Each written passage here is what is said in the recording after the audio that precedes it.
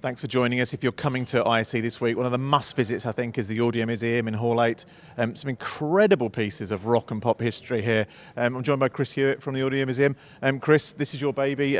What can kind of people who come to the Audio Museum expect to see?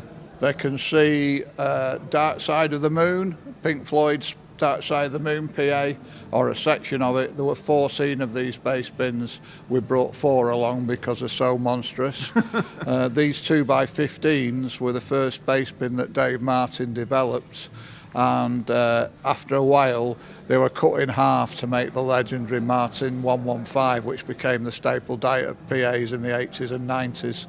So this is a real piece of Martin audio and Pink Floyd history. Over there we've got the David Bowie Ziggy Stardust system, which ran right up until the last gig at Hammersmith in 1973. It's a Turner and ground control system. And then over here we've got the Pink Floyd Pompeii system and a recreation of the mixer, which was only built 7 weeks ago. We had the idea of building the first Allen and Heath quad mixer that Pink Floyd used at Pompeii and then on the Dark Side of the Moon tour.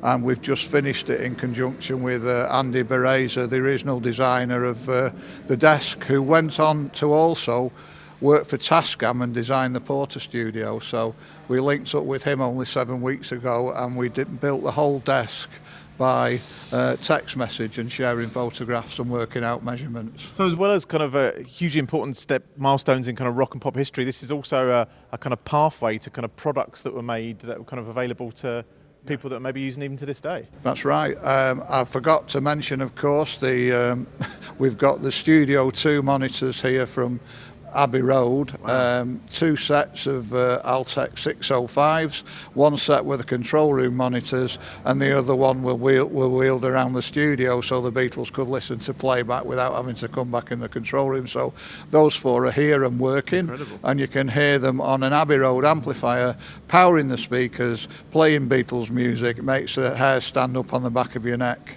And then obviously upstairs on the walkway, we've got a good few 100 metres of objects from Frank Zappa, George Harrison, Jimi Hendrix, Eric Clapton, Unit, Stevie Wonder, Pink Floyd, you name it, it's all up there. Wow, incredible collection, Chris.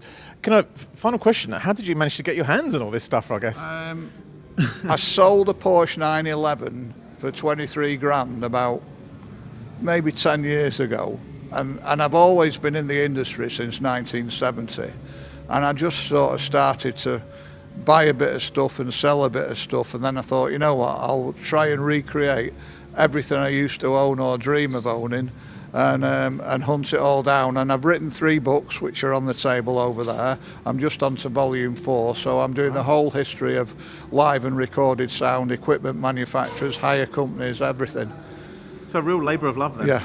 I even own a Mark 1 Ford Avis Transit, long wheelbase, 1970s, with 8-track stereo and aircraft seats, just like all the bands and crew used to travel around in. Wow, incredible. Well, thanks for your time, Chris. That's been brilliant. If you get the chance to make it down here, I 100% recommend that you do so. It's some incredible bits of real rock history you can get your hands on.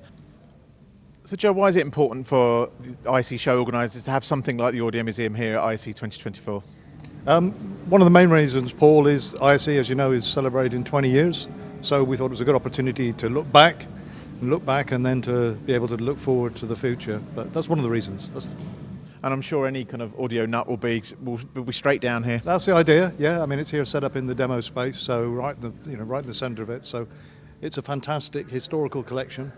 ISE, as you know, it's about the world's finest technology allied to creative talent, and you don't get great music unless you have both components. Sure. So that's, for us, it's like this is looking back to some of the iconic pieces of equipment used by legendary rock stars and musicians. So it's what we want to showcase. Yeah, I mean, I guess it's important, is the pro of the industry after all, to highlight some of the audio in there, because, everywhere we go, there's LEDs, there's big visual technology. It's great to shine a light on kind of this incredible, groundbreaking audio kit as well. Indeed, yeah. And also, as you know, I mean, ISE over the last 2 or 3 years, particularly, we've grown our audio component element of the show. We've introduced these fantastic demo rooms. There's twice as many demo rooms here this year as last year.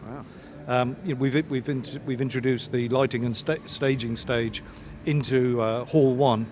So the focus is there's a big focus from our perspective on live events, of which audio is an ever increasing element of it. And two, to come down here and you can see and you can hear various see and hear demonstrations, on immersive audio and the like, and state-of-the-art audio as it is today. And this is part of the journey, and in 20 years' time, who knows? Some of the guys that are here in our demo rooms could be out here, yeah, absolutely. with and showcasing the great creative talent and artists they've worked with.